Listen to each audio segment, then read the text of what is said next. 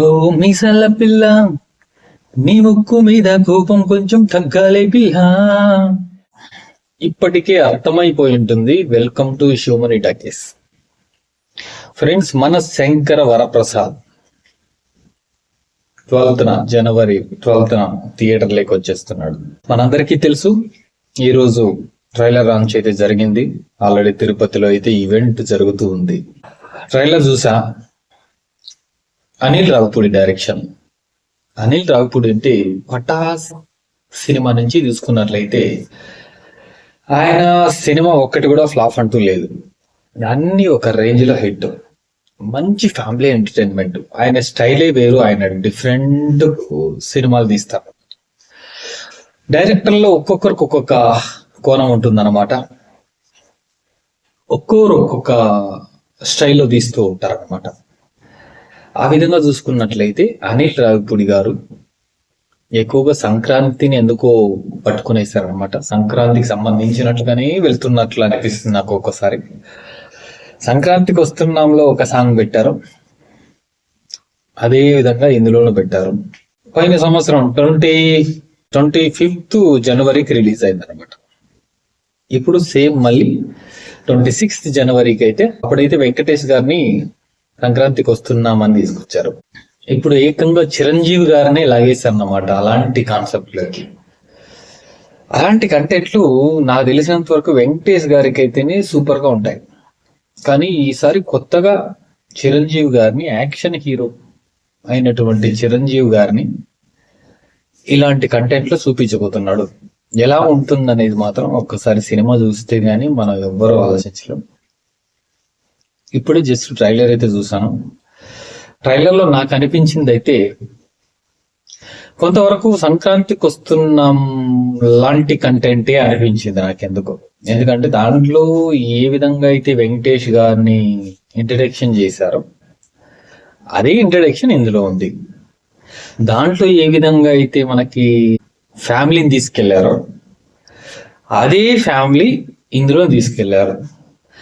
అందులో చాలా అభిమానం పెట్టారు హీరో హీరోయిన్కి, మొగుడు పిల్లానికి. ఇందులో ద్వేషం పెట్టారు, ప్రేమ మరియు ద్వేషాన్ని పెట్టారు అని నాకు అనిపిస్తుంది. కానీ మొత్తానికైతే ట్రైలర్ నాకు సంక్రాంతికి వస్తున్నాం రేంజ్లోనే అనిపిస్తూ వచ్చింది అనమాట.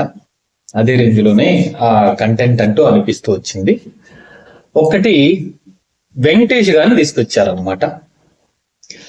ఆ వెంకటేష్ గారిని ఏ క్యారెక్టర్ సాంగ్ కోసమే తెచ్చారా, లేకంటే కథలో కూడా అతను భాగమయ్యారా అనేది మాత్రం మనం సినిమా చూస్తే కానీ తెలియదు. కానీ ఇందులో మాత్రం ఒక ట్రైలర్ లో మాత్రం ఒక చిన్న బిట్ అయితే పెట్టారు తన గురించి. ఒక డైలాగు, నువ్వు ఈ యాక్షన్ సినిమా హీరోలాగా ఉన్నావు, ఎందుకు వచ్చావు ఇలాంటి కంటెంట్ లేకి, అది నేను చేసుకోవాల్సిన సినిమా నీకు ఎలా వచ్చింది అనేలాగా అనిపించింది అనమాట. అలాగైతే ఒక డైలాగ్ అంటూ పెట్టారు. కానీ అది ఫన్నీగానే ఉండొచ్చు అనుకుంటా. మోస్ట్లీ సాంగ్ లీడ్ తీసుకున్నారా, లేకపోతే ఏకంగా సినిమాలో క్యారెక్టరే గెస్ట్ రోల్ గా ఉందా అనేది మాత్రం సినిమా చూస్తే గానీ మనం చెప్పలేం.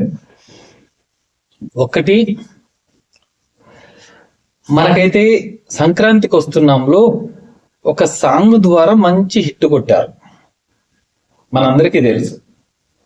స్టార్టింగ్ అయితే ఒక సాంగే సంక్రాంతికి వస్తున్నాం సినిమాని హైప్ క్రియేట్ చేసేసింది అనమాట. అంత హైప్ క్రియేట్ చేసేసింది ఒక సాంగ్. అదేలాగా ఇందులో కూడా ఓ మీసాల పిల్ల సాంగ్ ని అంటే 2 months బ్యాక్ రిలీజ్ చేసి మంచి హైప్ క్రియేట్ చేసుకోవడానికే చేసినట్టుగా అనిపించింది అనమాట.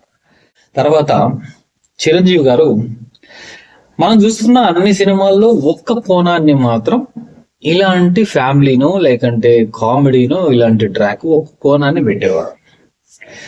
మిగతా అంత యాక్షన్ ఉండేది అయితే. కానీ ఇందులో ఏమైందంటే యాక్షన్ అనేది కొంతవరకే ఉన్నట్టుగా ఉంది. మిగతా మొత్తం కామెడీ అండ్ ఫ్యామిలీ లవ్ ఇలాంటిది తీసుకెళ్ళినట్టుగా అనిపిస్తుంది అనమాట. లవ్ అంటే ఫ్యామిలీలో లవ్ అంతే. లవ్ స్టోరీ సినిమా తీసేంత ఇంకా ఆయన కాదు కాబట్టి ఆయన ఎన్నుకున్న, ఆయనకు అలాంటి కథ అనిల్ రావిపూడి కూడా తీయడం అనుకుంటా. అతని స్టైల్లో, అనిల్ రావిపూడి గారి స్టైల్లో ఇప్పుడు మనం ఏ విధంగా అయితే సంక్రాంతికి వస్తున్నాంలో ఎలా పెట్టారో ఒక చిన్న ట్రిక్ ద్వారా వారిద్దరి ప్రేమను చూపించారు. ఆ విధంగా వీరిద్దరి ప్రేమని తర్వాత వారిద్దరి లవ్ని ఫ్యామిలీని లాక్కెళ్తారు. కానీ అతను యాక్షన్ ఓ పోలీస్ ఆఫీసర్, ఇందులో కూడా ఓ పోలీస్ ఆఫీసర్ గానే అని చెప్తున్నారు, అదేలాగా సంక్రాంతికి వస్తున్నాం లాగానే. కానీ ఎంతవరకు అది ఉందనేది మనం చూస్తే కానీ చెప్పలేము అనమాట. మొత్తానికైతే ఒక మంచి ఫన్, ఒక మంచి కామెడీ ఎంటర్టైన్మెంట్ గా రాబోతుంది మన ముందుకు సంక్రాంతికి అనేది మాత్రం దాంట్లో సందేహం లేదనమాట. చూస్తేనే అర్థమైపోతుంది. కానీ ఒక్కటి నాకు అనిపించింది ఏమంటే ట్రైలర్ ఇంకొంచెం బాగుంటే బాగుండు, కొంచెం షార్ప్ గా కట్ చేసింటే బాగుండని నాకు అనిపించింది. ఇంకా కొంచెం షార్ప్ గా కట్ చేస్తే సినిమా మాత్రం, సినిమా చెప్పలేము, సినిమా బాగుంటుంది, కానీ ట్రైలర్ మాత్రం ఇంకొంచెం ఫాస్ట్ గా కట్ చేసింటే బాగుంది అనిపించింది తప్ప మిగతా అంతా కామెడీ కోణాలన్నీ బాగున్నాయి. చాలా ఒక మంచి కామెడీ ఎంటర్టైనర్ గా రాబోతుంది. ఒక మంచి చిరంజీవి గారికి ఒక మంచి కామెడీ సినిమా. ఇంతకుముందు ఎన్నో చేసిండొచ్చు ఆయన, కానీ ఈ సినిమా మాత్రం ఇంకొంచెం డిఫరెంట్ గా, ఎందుకంటే అనిల్ రావిపూడి గారు చేసేసాడు, అతని స్టైల్ వేరు కాబట్టి ఆయన చేసే రేంజ్ లో ఈ సినిమాని చేసింటాడు అనేది మాత్రం మనకందరికీ తెలుసు. మొత్తానికైతే ఒక మంచి పెద్ద వృద్ధం ఉన్నటువంటి సినిమా. మెయిన్ చెప్పాలంటే హీరోయిన్ నయనతార ఇప్పటి హీరోయిన్ కాదు, ఒకనాటి హీరోయిన్.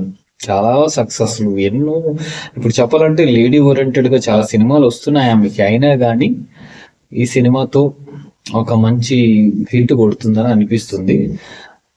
చిరంజీవి గారికి కూడా ఈ నడుమ వచ్చినటువంటి డిజాస్టర్స్ కొన్ని సినిమాలు ఉన్నా కానీ అనిల్ రావిపూడి గారి మీద నమ్మకంతో ఈ సినిమా అంటూ ఇచ్చారు. ఎందుకంటే ఈ సినిమా ఆయన ఒక మంచి సక్సెస్ కొట్టాలని, అలాంటి సక్సెస్ ఇది కొట్టాలని మనం అందరూ కూడా ఆశిద్దాం. ఆయన ఎన్నో సినిమాలు చేశారు, ఎందుకో తెలియదు కానీ కొంతకాలం నుంచి ఆయనకి కొంచెం డల్ అయింది. ఎందుకంటే కథల విషయంలోనా లేకపోతే ఆడియన్స్ ఆయన మర్చిపోయారా అనేది మనకు తెలియదు, కానీ మొత్తానికి అయితే కొంచెం డల్ అయ్యారు.